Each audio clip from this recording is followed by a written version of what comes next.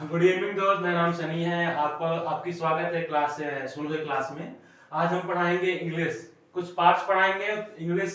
आप लोग देख रहे होंगे एबीसीडी लिखा है। आपको हम एबीसीडी नहीं पढ़ाने वाले हैं। ठीक है, आप लोग एबीसीडी पढ़ते हैं बट एबीसीडी में प्रोनाउंस कैसे करते हैं, उच्चारण कैसे करते हैं, वो मायने रखता है। ठीक है, तो आज हम पढ़ाएंगे आपको उच्चारण सिखाना, कैसे ए को कैसे बोलते हैं, बी को कैसे बोलते हैं। ठीक है, आप लोग ए को ए बोलते हैं सिंपली, क्योंकि हम लोग का इश्यू होता है इंडिया, हम लोग इंडिया में पले बड़े हैं। हम लोग का इश्यू होता है एमटीआई का, मदर टंग इन्फ्लुएंस जिसको बोलते हैं। हम लोग का जो प्रोनाउंसिएशन होता है थोड़ा सा अलग होता है फॉरेन के, क्यों होता है तो थोड़ा समझिए इस बात को। जैसे हम लोग इसको पढ़ते हैं प्रोनाउंसिएशन, इंडिया में पढ़ा जाए तो। अब फॉरेन कल्चर में इसको बोलते हैं, फॉरेन लैंग्वेज बोलते हैं इसको प्रोनाउंसिएशन। इस प्रोनाउंसिएशन, ठीक है।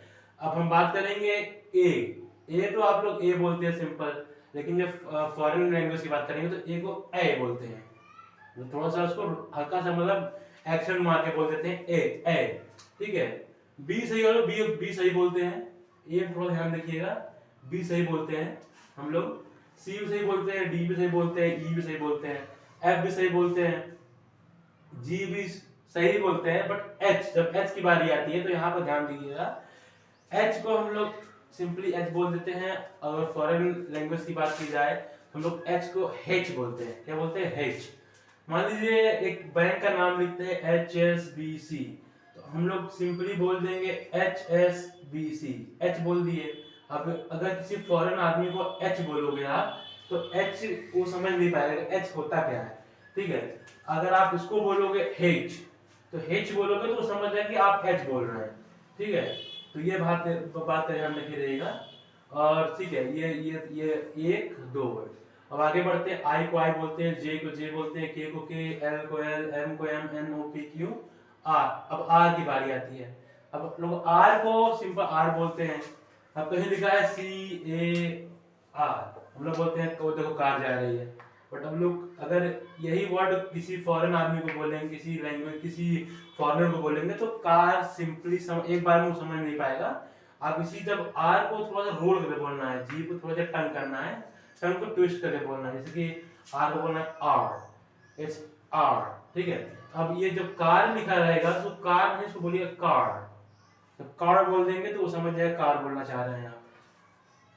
अब आपको ये पढ़ा कर रहा हूं, पता है, ये तो पता है कि सरकारी जॉब में प्रोनाउंसिएशन मायने रखता है ग्रामर मायने। आपका ग्रामर ठीक है तो आप पूरा एग्जाम क्वालिफाई कर लेंगे, बट एक बेसिक नॉलेज के लिए मैं पढ़ा रहा हूँ, एक एक्स्ट्रा नॉलेज के लिए। ठीक है, तो ये समझ गए आज कैसे बोल रहे हैं। अगर लिखा है फादर, तो फादर लिखा हुआ है तो फादर हम लोग सिंपल बोलते हैं अपने इंडियन लैंग्वेज में। फॉरेन लैंग्वेज बोलना हो तो फादर, फादर, मदर, कार।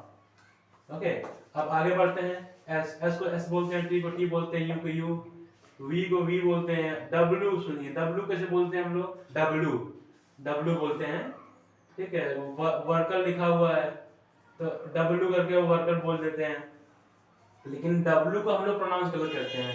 वो डब्ल्यू को बोलेंगे double U, double you in the sense you और यू, दो बार यू को बोलेंगे, मिलाकर दोनों साथ में बोलेंगे तो डब्ल्यू प्रोनाउंस होगा। W, it's W. ओके, सो ये हो गया। एक्स को हम लोग एक्स बोल देते हैं, वाई को वाई, जेड को जेड।